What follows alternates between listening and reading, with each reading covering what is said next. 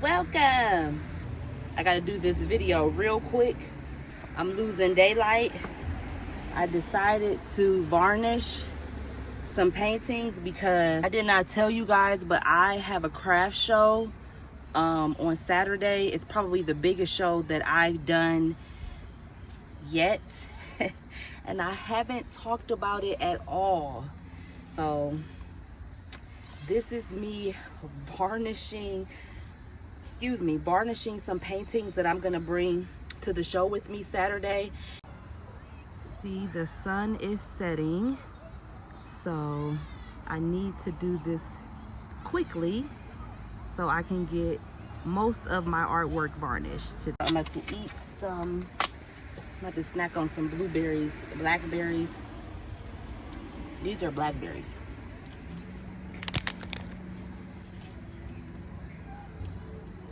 Sorry if you guys hear a lot of kids playing, a lot of cars passing back and forth. This is the quietest spot I could find in this massive parking lot. And now someone's playing music. I hope you can't hear that. Hold on.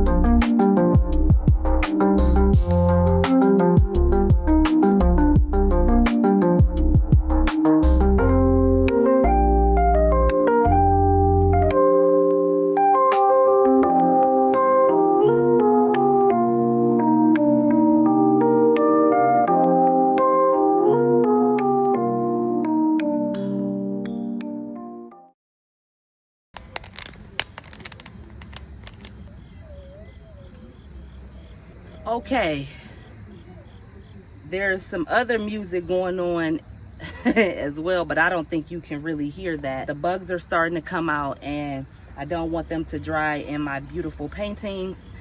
So I did 2, 3, 4, 5, 6, 7, 8 so far. And I think I have like 4 more in the back. Most of the artwork that I am going to bring tomorrow is already varnished. I'm gonna move this and I have to turn you off again because there's more music.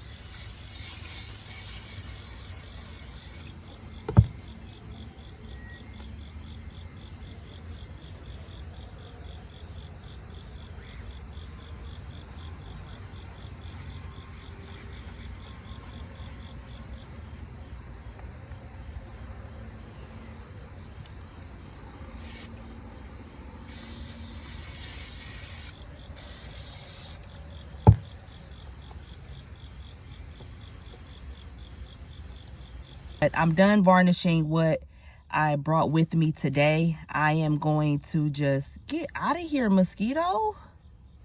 Hey, why are you trying to suck somebody's blood? I'm gonna have to come back tomorrow and varnish the smaller paintings that I have. There were a couple paintings that were damaged and I didn't wipe off a couple of them, so it had cat hair in it. Hold on.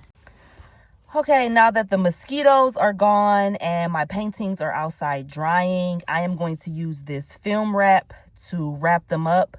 The few that were damaged, I'm just going to toss them in the car and deal with them when I get home. I don't necessarily know what I'm going to do about them being damaged, but I'm not going to take them to the craft show with me Saturday. I'll worry about that at a later date. Tomorrow, I think I'll bring all of my minis.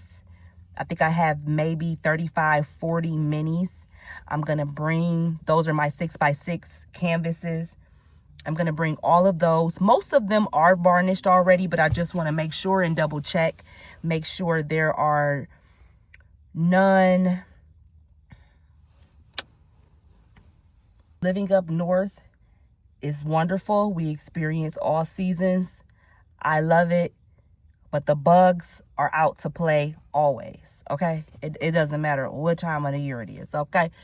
But anyways, so that's what I'm going to do. I'm just going to sit here, play on my phone, put some of these videos together so I can edit this. And tomorrow, I may pour. I'm not sure. I do want to varnish the smaller canvases in the morning. So I may record that, me varnishing in the morning, showing you a little bit of that process. Then I will pour. I have a really good color combination. Oh my gosh, y'all. Okay, it's outside. Today is a sad but memorable day. I sort of remember what I was doing 9/11.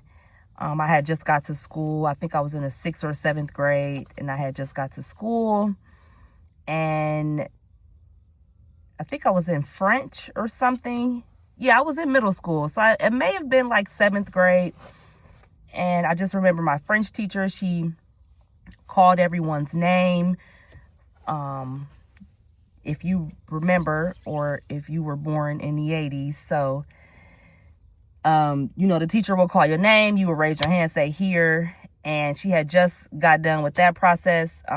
Little fun fact, my French teacher could never really say my name. Or at least how Americans say it, like Denise. So she would always call me Denise.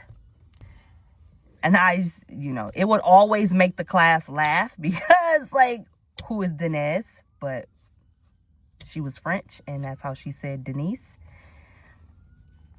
And so if you remember, there were like these big square televisions on this rollout cart.